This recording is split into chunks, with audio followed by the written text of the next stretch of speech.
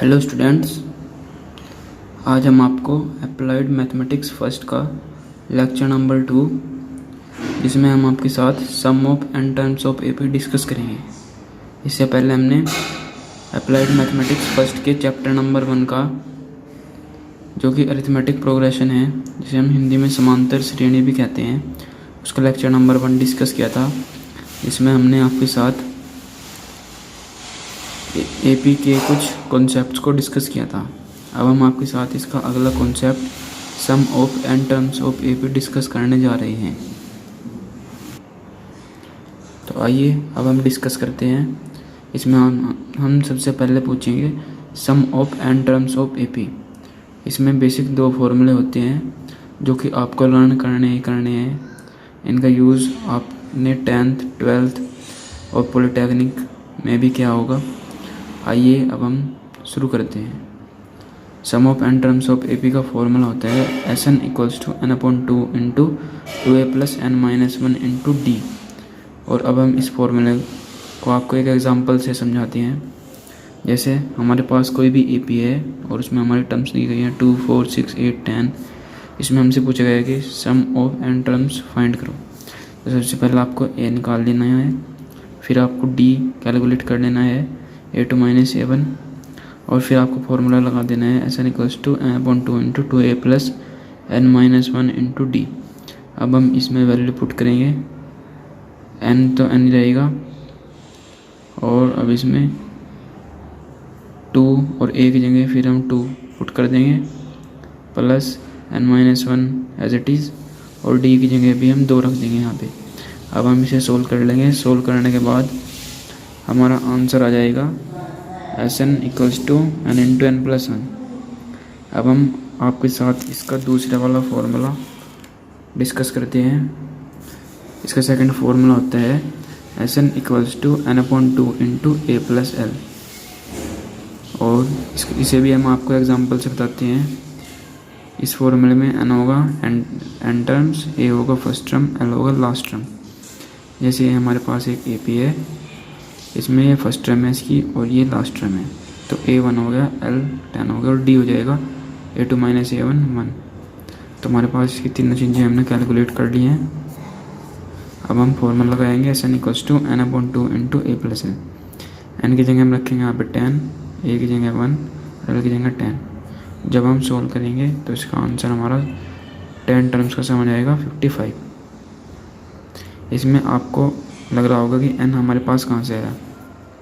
तो n को निकालने के लिए हम इस 10 को an टर्म्स मान लेंगे, और फिर इसमें n टर्म्स का फॉर्मूला खोल देंगे, और जब इसमें हम वैल्यू पुट करेंगे तो हमारे पास यहाँ से n की वैल्यू हो जाएगी, और उसे हम इस फॉर्मूले में रख कर अपना आंसर कैलकुलेट कर सकते हैं। अब हम इसके कुछ क्वेश्चंस देख लेते हैं। जैसे हमारे पास पूछा गया है कि द वैल्यू ऑफ दिस, इसकी वैल्यू क्या होगी, मतलब हमें इन सब के सम करके जो वैल्यू आएगी वो बतानी है। तो इसको सम करने के लिए हम सबसे पहले इसमें a निकाल लेंगे, फिर हम d निकाल लेंगे। d हो जाएगा a2 - a1 2 - 1 1 2 हो जाएगा 1। अब हम इसके बाद a भी आ गया हमारे पास, d भी आ गया है, और अब इसकी लास्ट टर्म भी हमें दी गई है जो कि है n। तो हमारे पास तीनों चीज़ें हैं। अब हम इसमें फॉर्मूला लगा सकते हैं Sn = n/2 into a + l। इसमें हमने छोटा फॉर्मूला लगाया है क्योंकि हमारे पास l भी दिया गया है। जब हम इसमें वैल्यू पुट करेंगे, n की जगह पर n रहेगा, a हो जाएगा 1, और l भी हो जाएगा हमारे पास 1। a1 है, l1 है, d की हमारे पास यहाँ पे ज़रूरत नहीं पड़ी। Sn = n/2 into n + 1। ये हमारे पास फॉर्मूला आंसर आ गया है। आप इसे चाहे तो लर्न भी रख सकते हैं। अब हम इसका नेक्स्ट क्वेश्चन डिस्कस करते हैं। नेक्स्ट क्वेश्चन में हमारे से पूछा गया है if the n terms of AP is this find the sum of n terms. तो ऐसे क्वेश्चन को सॉल्व करने के लिए हमें इसमें दिया गया है n टर्म दी गई है। सबसे पहले हम n टर्म लिख लेंगे an = 2n + 3, और हमें इसमें फाइंड क्या करना है, सम ऑफ n टर्म्स। Sn हमें इसमें कैलकुलेट करना है। तो इसका यूज़ करके हमें सबसे पहले टर्म्स निकालनी होगी। इसमें हमें n टर्म्स दिया है। जब हम n की जगह इसमें 1 पुट करेंगे तो हमारे पास a1 आ जाएगी, और n की जगह जब हमने पुट किया 1 तो फर्स्ट टर्म हमारे पास आ जाएगी 2 + 3 = 5। ऐसे हमारे पास a आ गई है।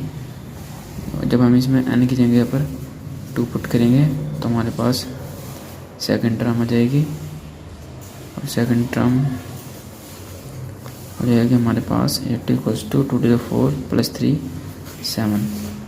तो हमारे पास सेकंड टर्म भी आ गई है, फर्स्ट टर्म भी है।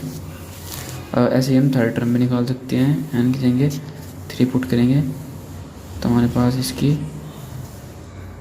थर्ड टर्म आ जाएगी 9। तो हमारे पास हमने इसके 3 टर्म्स कैलकुलेट किए हैं। आप ज़्यादा भी कर सकते हैं। तो इसमें हमारे पास फर्स्ट टर्म क्या आई थी,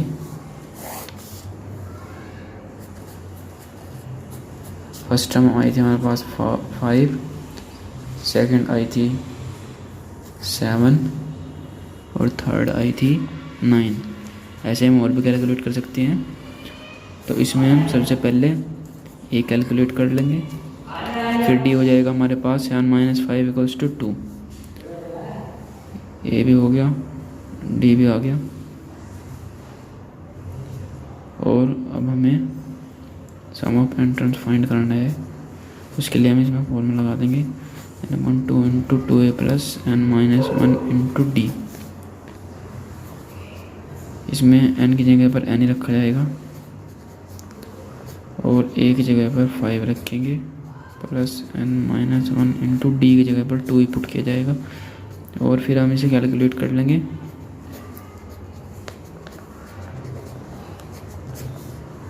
ऐसे हम इसे कैलकुलेट कर सकते हैं। और n/2 × 10 - 2 है 8 + 2n। यहाँ से हम 2 कॉमन ले सकते हैं बाहर, 2n/2 ×